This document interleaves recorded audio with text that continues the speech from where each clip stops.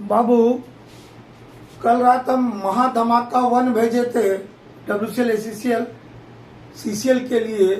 ये महाधमाका 2 में 20-25 गो क्वेश्चन जो निकल जाए मेरे मुंह से 2-4-10 गो ऐसे ही निकलेगा, वो भेज रहे हैं। ठीक है। और ग्रुप से जुड़े हुए बच्चे, हम मॉर्निंग में 6 बजे बोले थे वॉइस मैसेज के थ्रू कि हम 70 सिलेक्टेड MCQ भेज रहे हैं, उनको पढ़िए, 70 नंबर पक्का आएगा। तो उनको भी देखते रहिए, जो हम न्यू अपलोड कर रहे हैं उनको भी देखिए। ठीक है, उनको मत भूलिएगा, वो बेसिक है। यदि वो भूल गए तो बाकी सब खत्म हो जाएगा कहानी। ठीक है। यदि कोई वीडियो पे NCL लिखा हुआ, NCL के नहीं है, अरे वो माइनिंग का वीडियो है बाबू। NCL का एग्जाम चल रहा है, NCL लिख दे रहे, अभी लिख देंगे WCL CCL। तो क्या WCL CCL के लिए रिजल्ट क्वेश्चन है क्या? वैसा नहीं है। वो आज भी है, कल भी रहेगा, आने वाले 20 साल के तक भी रहेगा। ठीक है। तो हम क्वेश्चन लेते बिना देरी किए।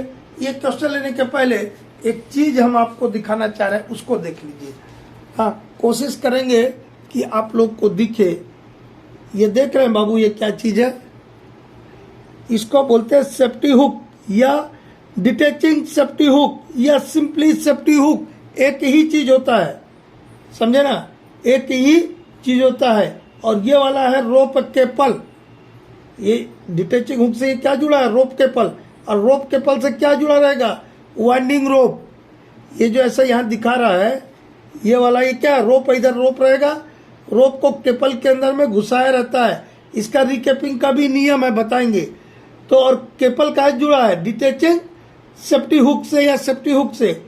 ठीक है। ये इसमें एक कॉपर सियर पिन होता है, वहां से नहीं दिख रहा होगा।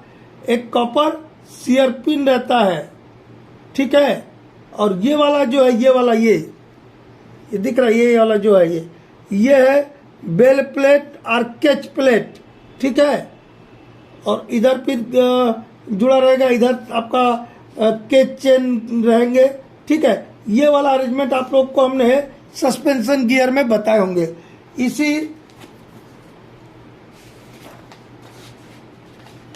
इसी सेफ्टी हुक को यहां देखिए, यहाँ पे देखिए, ये सेफ्टी हुक है।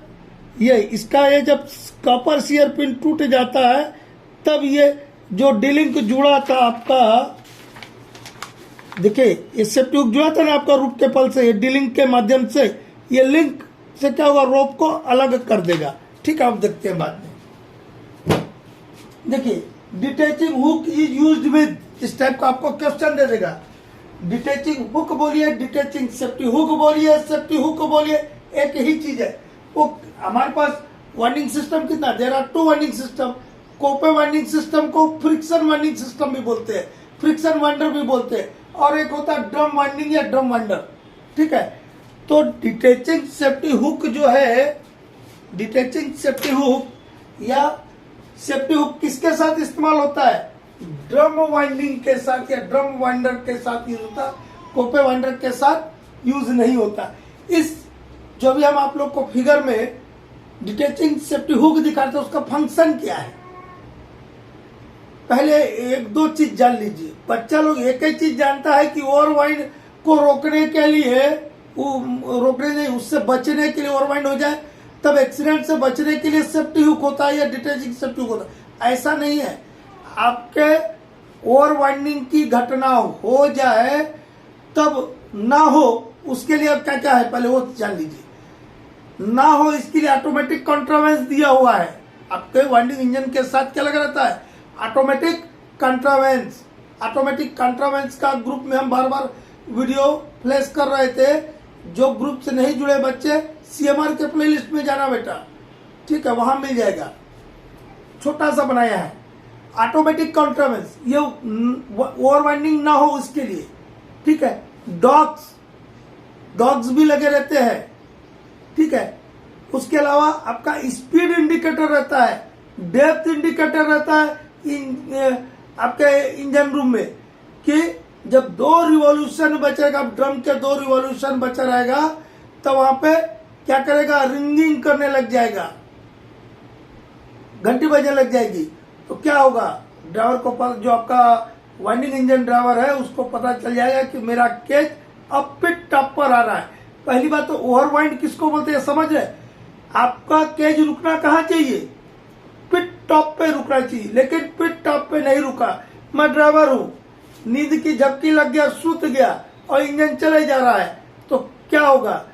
केज तो ऊपर उठ रहा है, रेजिंग हो रहा है, वो चलते चलते पिट टॉप पे रुकने के बजाय क्या होगा?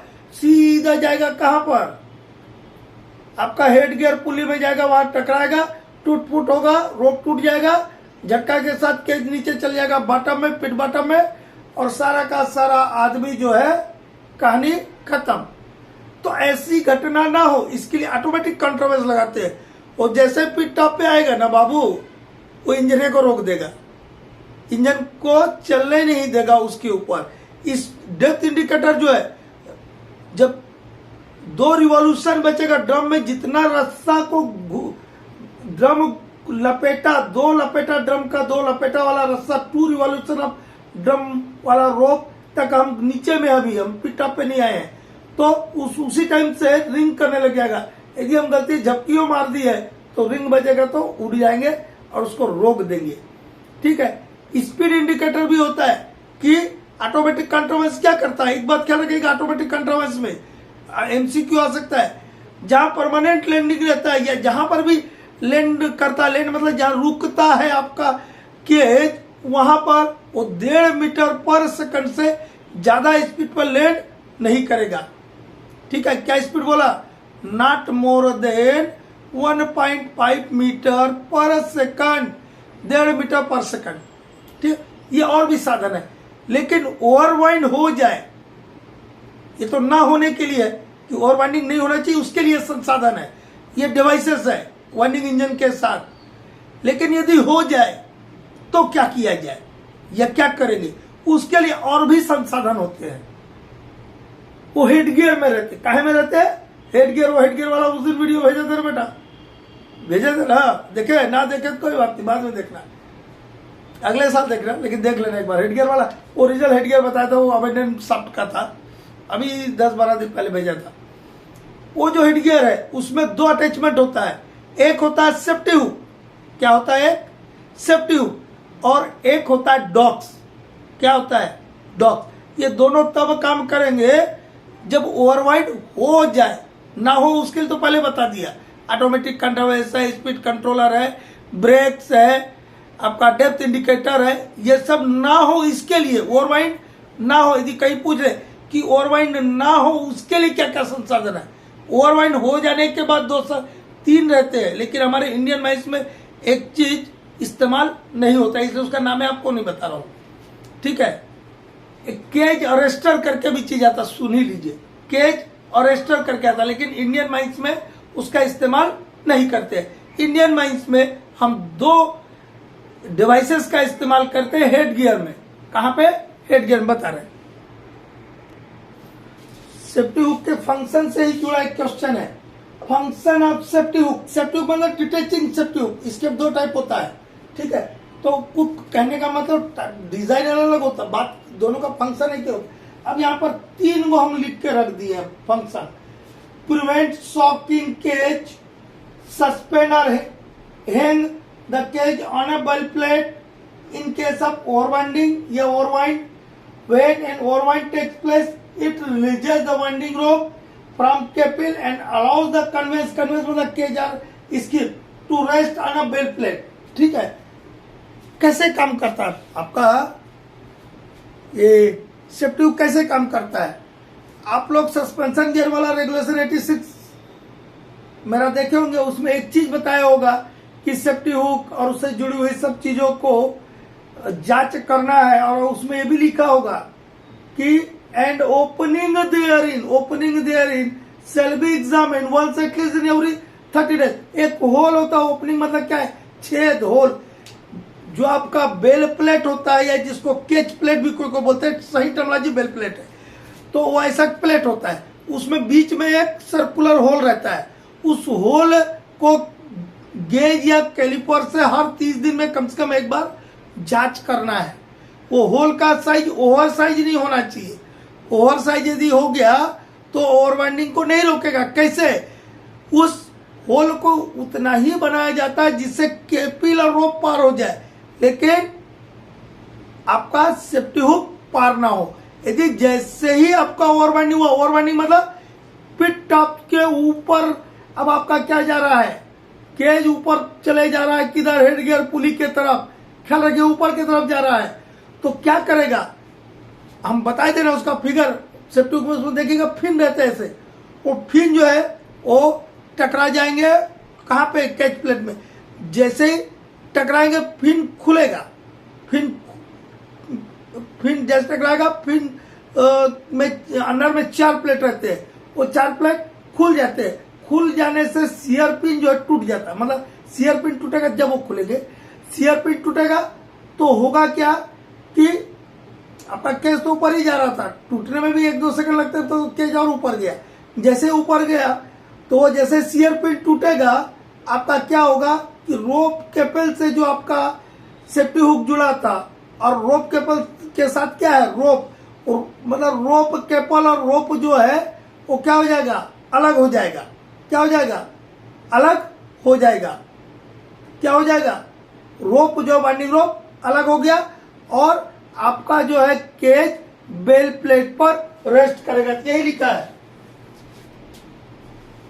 when an overwind takes place, ये वाला आंसर है सी। ये बी को लोग बेल प्लेट देख के इसी को लिख देगा, इधर ओवरवाइंडिंग भी लिखा तो गड़बड़ा जाएगा। क्या, when an overwind takes place, it releases the rope, बस इतना लिख देना। when an overwind takes place, it releases the winding rope and allows the conveyance मतलब केज और skip to rest on a bell plate। कहने का मतलब क्या हुआ, ओवर बाइंडिंग हो गया तो सेफ्टी हुक जो है रोप को अलग कर देता है और बेल प्लेट पे जाके लटक जाता है। इतना ही इसका काम है। ठीक, आगे बढ़ते हैं। अभी हम बताए थे कि सेफ्टी हुक ओवर बाइंड हो जाने के बाद 3 चीज रहता है, केज अरेस्टर होता है, सेफ्टी हुक होता है और डॉक्स होता है। तो सेफ्टी हुक तो का तो बता दिया, केज अरेस्टर इंडियन माइंस में यूज नहीं होता, तो आपको पूछेगा। अब आते हैं डॉक्स। ये डॉग्स आर यूज्ड विद, जब बता दिया कि ओवर बाइंडिंग को रोकने के लिए, मतलब काहे का चीज है डॉग्स, डॉग काहे का चीज हुआ, dogs are used with winding system. ठीक है, यहाँ कुछ ऑप्शन लिख देगा 2-4-10, लेकिन डॉग्स लगाते कहाँ है, at the top most landing. कहाँ लगाते हैं, सबसे आखिरी जो आपका सबसे लास्ट वाला जो टॉप मोस्ट लैंडिंग होगा वहां पर। काहे के लगाते हैं, for holding the cage in case of overwind. Overwind हो जाए तो केज को पकड़ने के लिए, धरने के लिए, क्योंकि एक टूल चीज से काम नहीं चलेगा बेटा। देखिए ओवरवाइंड ना हो उसके लिए ढेर सारे संसाधन लगाए, हो जाए तो उसके लिए भी 2 लगा के रखते हैं, एक डिटैचिंग सेफ्टी हुक और दूसरा डॉग्स। तो देखिए dogs are used with winding system. Dogs are provided कहाँ पे, या 2 दे दिया मैं, एक पिट बॉटम कर दिया और एक ये लिख दिया ए, ज्यादा लिखने से समझ नहीं आता। Ducks are provided above the topmost landing to hold cage in case of overwinding। ये वाला आंसर है। डक्स काहे के लिए प्रोवाइड करते हैं कि ओवरवाइंडिंग हो जाए तो टॉप मोस्ट लैंड, ये कहाँ पे लगाते हैं, above the top most landing. काहे के लगाते हैं, ओवरवाइंडिंग हो जाए तो केज को धरने के लिए, पकड़ने के लिए, और नहीं तो केज ओवरवाइंडिंग हो जाएगा क्या होगा, धड़ाम से नीचे आ जाएगा, क्योंकि सीधा जा कहाँ टकराएगा, वो हेड गियर पुली में, हेड गियर पुली में टकराया, रोप टूटेगा, रोप टूटेगा तो धड़ाक से गिर जाएगा नीचे। ठीक है, नेक्स्ट लेते हैं। बाबू देखो ये टॉप व्यू है, देखने का नहीं चाहिए मतलब टॉप व्यू ऊपर से देख रहे हो, कहां से देख रहे हो, ऊपर से, तो आपको सॉफ्ट ऐसा गोल नजर आएगा, ऐसे नहीं नजर आएगा, कुआ भी ऐसे गोले नहीं दिखता है। तो ये वाला जो है कैप्स है ऑन पोजीशन में, ये भी अंदर रहेगा, तो हम यहाँ काहे नहीं अंदर दिखाए, यार दिखाए क्या, यहाँ देखो इसको काला काला यहाँ तक किए और ये काला यहीं तक रखे, तो उसका भी अभी रीजन बता रहे। देखिए ये लीवर है, ये जो ये क्या है, ये लीवर है, ये क्या है, लीवर है। लीवर ऑपरेटेड भी होता है और ऑटोमेटिक टाइप का भी होता है। अभी क्या किया मैंने, ये लीवर को ठेल दिया अंदर तो कैप्स अपने पोजीशन में आ गया, और ये लीवर को हटाने के टाइम में हम क्या करेंगे, लीवर को खींच देंगे। देखिए इसमें क्या किया, पीछे की तरफ गया, देखिए इसमें लीवर किधर गया, इधर गया है, दिख रहा है जी, ये वाला दिख रहा है, ये लीवर है, कैप के साथ ये लीवर जुड़ा है। क्या किया मैंने, ऐसा खींच दिया तो हट गया, अंदर के ठेल दिया तो लग गया, और यदि ऐसा नहीं रहता तो ये ऐसा रहता। यदि ऐसा लीवर है, अब देखो ये वाला भी क्या है, लीवर है, ये वाला भी क्या है बेटा, लीवर है, ये भी लीवर है और ये भी लीवर है। अभी हमने क्या किया, लीवर को ठेल दिया तो अंदर की तरफ आ गया। अब इस लीवर से ठेल दिया तो ये वाला है कैप्स, ये क्या है, कैप्स, ठीक है। ये कैप्स के ऊपर ये केज जो पिट टॉप पे आके रुकता है, लटका नहीं रहेगा, कैसा रहेगा, रुकता है उसके ऊपर। कोई प्लेटफॉर्म चाहिए ना बाबू, अभी हम जहां खड़े हैं हवा में लटक सकते क्या, फ्लोर है मेरे लिए, तो उस प्लेटफॉर्म पर, ये प्लेटफॉर्म हो गया एक प्रकार से, सपोर्ट हो गया, ये क्या है, प्लेटफॉर्म या सपोर्ट है पिट टॉप पर या डेकिंग लेवल पर। जहां जहां डेकिंग होगा, जहां जहां पे लैंड करेगा केज, वहां वहां लगाएंगे। अब बच्चा लोग कहीं डीजे बुक के वॉल्यूम 3 से पढ़ लेते हैं कि caps are used at the pit top of shaft, उत्तर ही रखते, मिड लैंडिंग में भी लगाते हैं इसको। कहाँ लगाते, पिट टॉप पर तो लगाते, मिड लैंडिंग में, वहां पे आदमी उतरेगा तो उसकी सेफ्टी के लिए मिड लैंडिंग में भी लगाते हैं। और इधर क्या रहेगा, आपको जमीन रहेगा, ठीक है। इतना समझ आया, तो एक कैप्स समझ आए कि नहीं। तो कैप्स किसके साथ यूज होता है, देखिए दो क्वेश्चन लिखे कैप्स के ऊपर। Caps used with drum winder और फ्रिक्शन वाइंडर, मतलब ड्रम वाइंडिंग के साथ होता है कि कोपे वाइंडिंग, फ्रिक्शन वाइंडिंग कोपे वाइंडिंग बोलते हैं। तो कैप्स और सेफ्टी हुक लिखिए कॉपी में लिखिए, कैप्स और safety hook is use only with drum winding. क्या बोला बाबू, अभी ना हो, क्या बोला, keps and detaching safety hooks are use only with drum winding. तो ड्रम वाइंडिंग हो गया। क्या काम होता है बेटा इसका, क्या काहे के लिए बताइए, साला ये जो काला काला बताया ये क्या है, लोहे का टुकड़ा है बेटा, क्या है, लोहे का टुकड़ा रहता है, स्टील सपोर्ट है, ठीक है। सपोर्ट मतलब जिसके ऊपर कोई चीज रुकता है, एक सपोर्ट है, उसके ऊपर क्या करेगा, पिट टॉप पर या मिड लैंडिंग पर केज रुकेगा। तो देखिए यहाँ पे 2-3 ऑप्शन कोई लिख देगा। तो कैप्स क्या है, support on which the cage rest at the pit top और मिड लैंडिंग। कैप्स क्या है, keps are support on which the cage rest at the pit top और मिड लैंडिंग। पिट टॉप पर या मिड लैंडिंग पर cage को रोकने के लिए ये कैप्स जो है सपोर्ट है, क्या है, सपोर्ट है।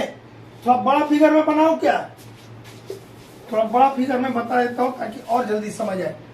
ये मेरा शाफ्ट है, ठीक है, यहां पर ऐसा छोटा सा लोहे का पीस रहता है, इसी को कैप्स बोलते हैं। जो बना रहा हूं मैं, क्या है, कैप्स है।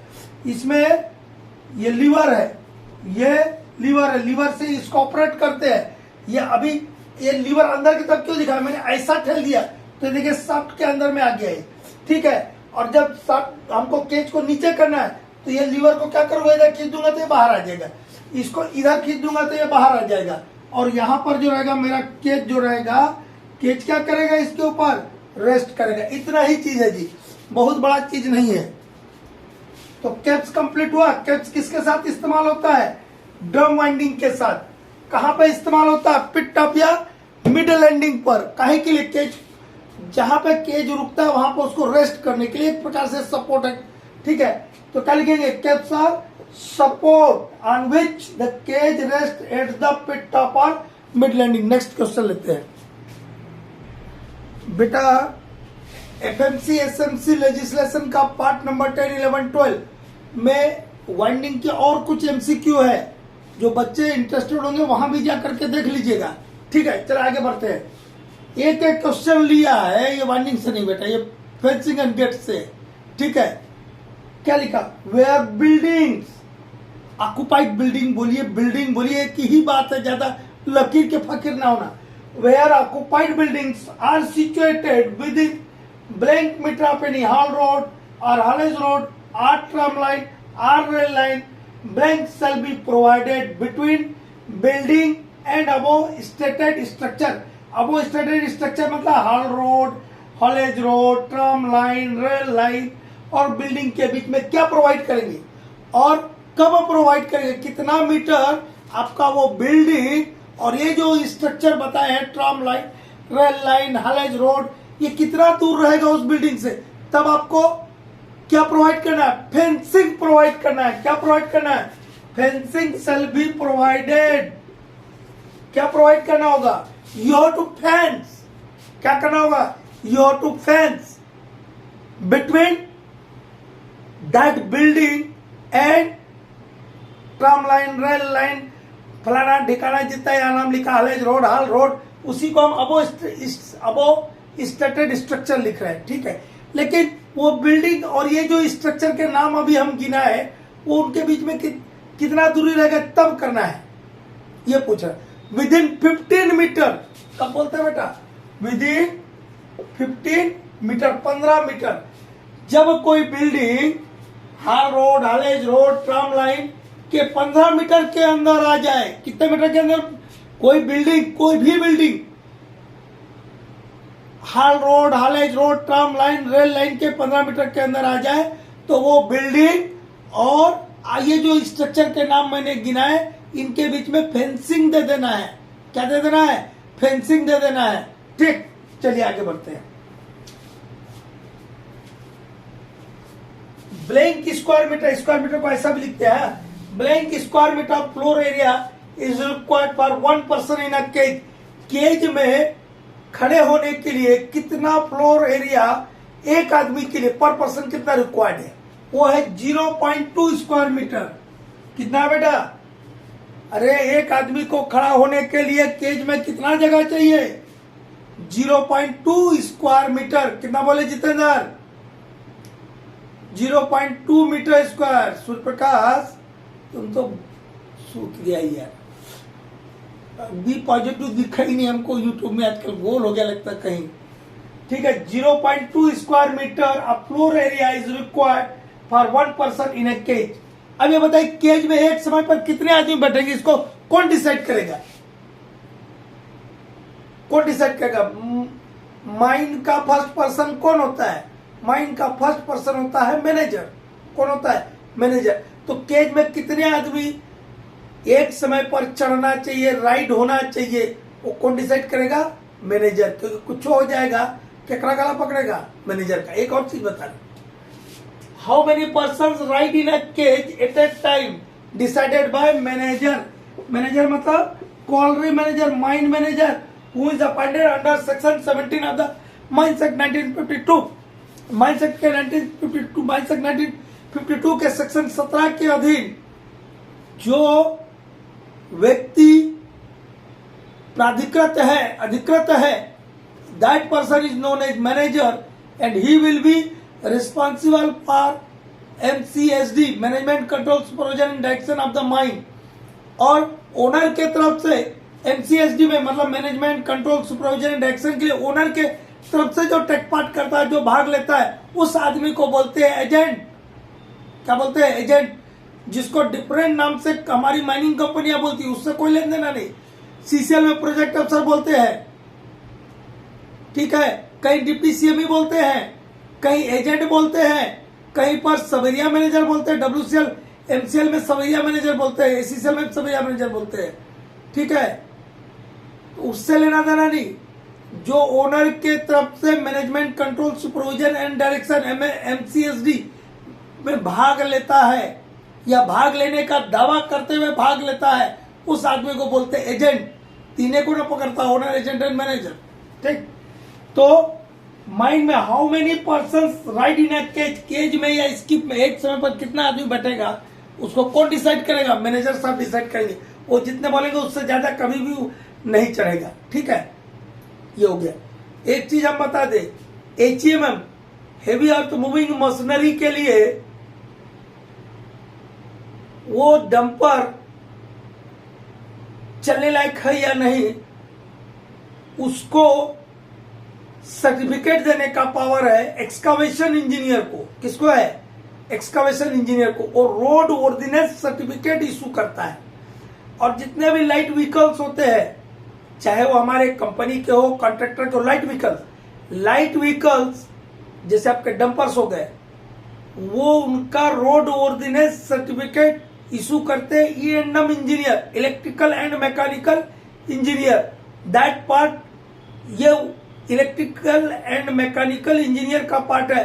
वो जब वो रोड वर्दीनेस सर्टिफिकेट इशू करेगा तब उसको माइन में चलाने का मैनेजर साहब परमिशन देंगे। माइनिंग वाले का रोड वर्दीनेस सर्टिफिकेट से इतना ताल्लुक आता है कि क्या उस पर्टिकुलर डंपर के लिए या कंपनी का हो चाहे आउटसोर्स का हो, कॉन्ट्रैक्टर का हो, उस डंपर का इंजीनियर साहब मतलब electrical and mechanical engineer E&M engineer द्वारा रोड वर्दीनेस सर्टिफिकेट दिया है कि नहीं ये देखना, ठीक है। और जब वो लिख दिया कि यह फिट फॉर ड्यूटी है, मतलब चलने लायक है, तो फिर ठीक है। लेकिन आपका काम देखना भर है, सर्टिफिकेट आप इशू नहीं कर सकते। कोई आदमी बीमार है या नहीं है, या जिंदा है या मर गया, ये प्रूव करने का पावर सिर्फ डॉक्टर को है, ठीक है। अब कई बार आप लोग को हड़काएंगे माइनिंग वाले, ख्याल रखिएगा जब साहब लोग बन जाएंगे रोड वर्दीनेस सर्टिफिकेट आ रहा, तो भैया तुम्हारा काम है, मेरा काम है, आप ही ने इशू किया है। आपने इशू किया है।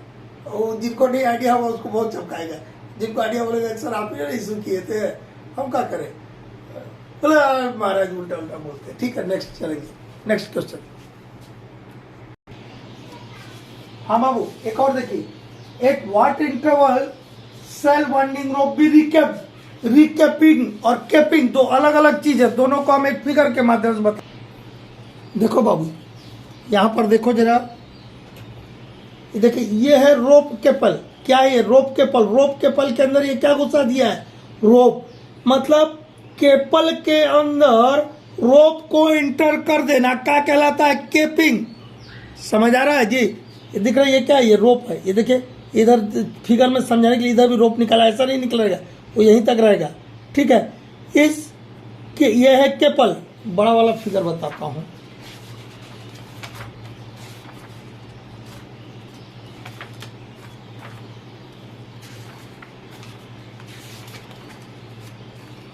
ये देखो, ये थोड़ा बड़ा दिख रहा है ना, ये तो अलग अलग टाइप का, रिलायंस टाइप का वेज केपल, ये वेज केपल है, और ठीक है।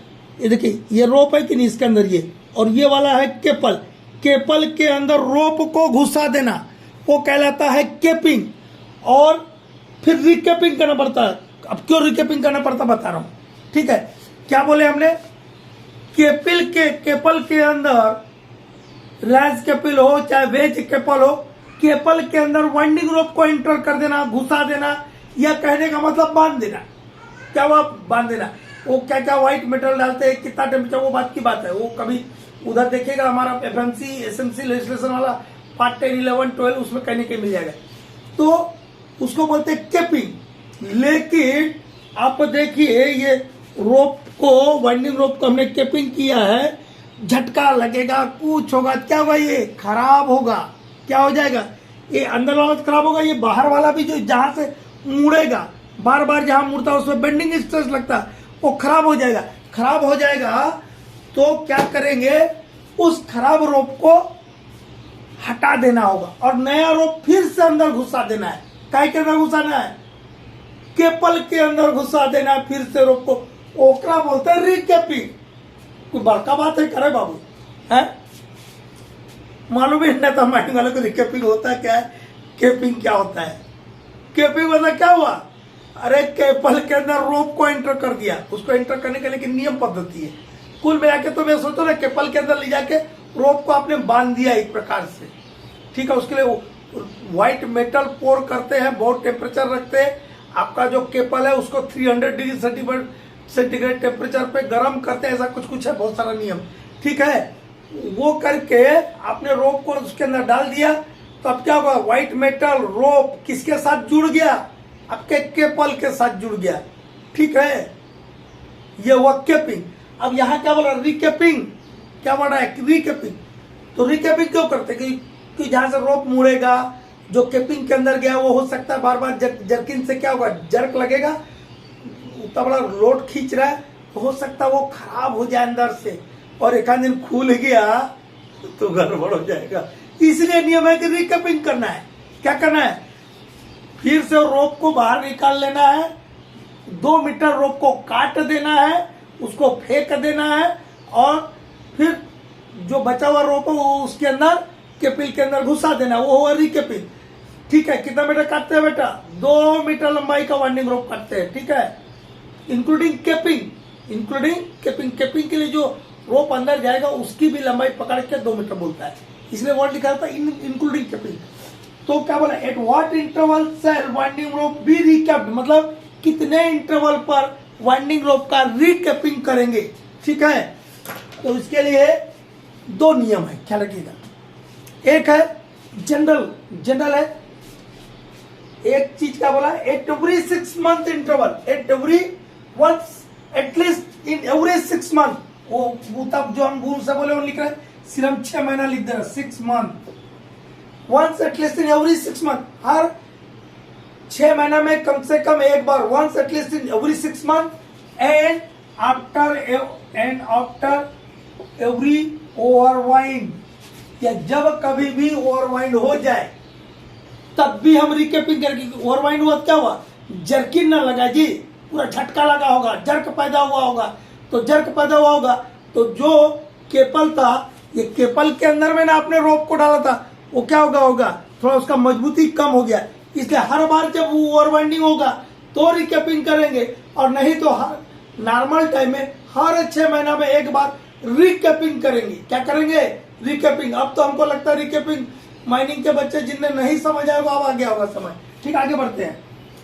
मेन वाइंडिंग के लिए, मेन वाइंडिंग मतलब पर्सन्स को लोअरिंग या रेजिंग करना, ऐसी कहीं ऐसा लिख के आ जाए तो बोलेंगे सर आप तो मेन वाइंडिंग लिखे थे, क्वेश्चन पेपर में ना lowering and raising of persons पूछ लिया था। अरे lowering of raising and person ही ना मेन वाइंडिंग हुआ बाबू, आदमी को ऊपर नीचे करो मेन वाइंडिंग हुआ।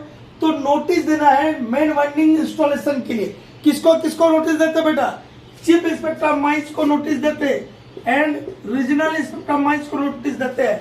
हम कई बार बताए हैं वीडियो में कि regional inspector of mines is the head of the region in which your mine is situated. जिस रीजन में आपकी माइन है उसके ये हेड होते हैं डीजीएमएस के, रीजनल इंस्पेक्टर ऑफ माइंस। इनको तो देने ना देना होगा यार, और चीफ इंस्पेक्टर पूरे देश के लिए है। ये फाइलों को देखा कि देखेगा पता नहीं, लेकिन ये पक्का देखेंगे। Regional inspector of mines deploying का परमिशन किससे लेते हैं, रीजनल इंस्पेक्टर ऑफ माइंस से लेते हैं। मैक्सिमम परमिशन कहाँ से मिलता है, रीजनल इंस्पेक्टर ऑफ माइंस से। ठीक है, कुछ यहाँ से भी रहता है। सीआईएम एंड आरएम कितना दिन पहले देंगे, मेन वाइंडिंग चालू करने के बिफोर 60 डेज, कितना दिन पहले देंगे जी, 60 दिन पहले देंगे। ठीक है, और एक रेगुलेशन 196 हम टेकिंग शेल्टर बताए थे, कब बताए थे, एनसीएल के टाइम पे, उसको 2 मिनट में सुन लीजिए जिनको अच्छा लगे तो। ओपन कास्ट में ब्लास्टिंग कर रहे हैं, क्या करते हैं हम, जो डेंजर जोन होता है, डेंजर जोन कितना बोलते हैं बाबू, 500 मीटर रेडियस को। जिस जगह पे आप ब्लास्टिंग कर रहे हैं, मैं जहां खड़ा हूं ये मेरा ब्लास्टिंग प्लेस है, इसके ऐसे रेडियस में 500 मीटर के रेडियस को बोलते हैं डेंजर जोन। उस 500 मीटर के डेंजर जोन से सब आदमियों को हमको क्या करना होगा, वार्निंग देना होगा बिफोर शॉट फायरिंग। ब्लास्टिंग करने के पहले, बिफोर फायरिंग द शॉट मतलब ब्लास्टिंग करने के पहले, ये मतलब ब्लास्टिंग करने के पहले सबको चेता दिया जाएगा, चाहे सिग्नल के माध्यम से दीजिए, हुटर के माध्यम से दीजिए, चाहे लाउड स्पीकर के माध्यम से दीजिए। आपको ब्लास्टिंग प्लेस से 500 मीटर सायरन बजा दीजिए, सायरन भी एक सिस्टम है ना, 500 मीटर रेडियस, ब्लास्टिंग प्लेस के 500 मीटर रेडियस में जो भी आदमी है उनको क्या देना है, सिग्नलिंग दे देना है, चेता देना है, जगा देना है कि बाबू भाग जाइए ब्लास्टिंग हो रहा है। तब तक ब्लास्टिंग नहीं करेंगे अनलेस चालू होगा, एक। ठीक है, दूसरा कब तक नहीं करेंगे, जब तक कि शॉट फायर ये इंश्योर ना हो जाए कि डेंजर जोन से सब आदमी हट गया है और सब आदमी प्रॉपर शेल्टर ले लिए। अंडरग्राउंड वाला भी बताए थे कि जब 2 गैलरी 9 मीटर के अंदर आ जाए तो उसको ज्वाइनिंग गैलरी बोलते हैं। ये 2017 के सर्कुलर में लिखा है, लेकिन हम लोग जब पढ़ते थे 1977 का एक सर्कुलर है जिसमें लिखा है कि 2 गैलरी 10 मीटर के अंदर आ जाए तो उसको ज्वाइनिंग गैलरी बोलते हैं। 1977 का जो सर्कुलर है उसमें लिखा है कि 10 मीटर के अंदर जब 2 गैलरी आ जाए तब उसको ज्वाइनिंग गैलरी बोलते हैं। लेकिन 2017 का सर्कुलर अपडेटेड ना है भैया, ये तो बाद में है ना उसके, इसमें 9 मीटर बोल दिया। तो मेरे हिसाब से तो ज्वाइनिंग गैलरी तभी माना जाएगा कि जब 2 फेसेस 9 मीटर के अंदर आ जाए। ठीक है, तो नेक्स्ट वीडियो में मिलते हैं कुछ नई जानकारी के साथ।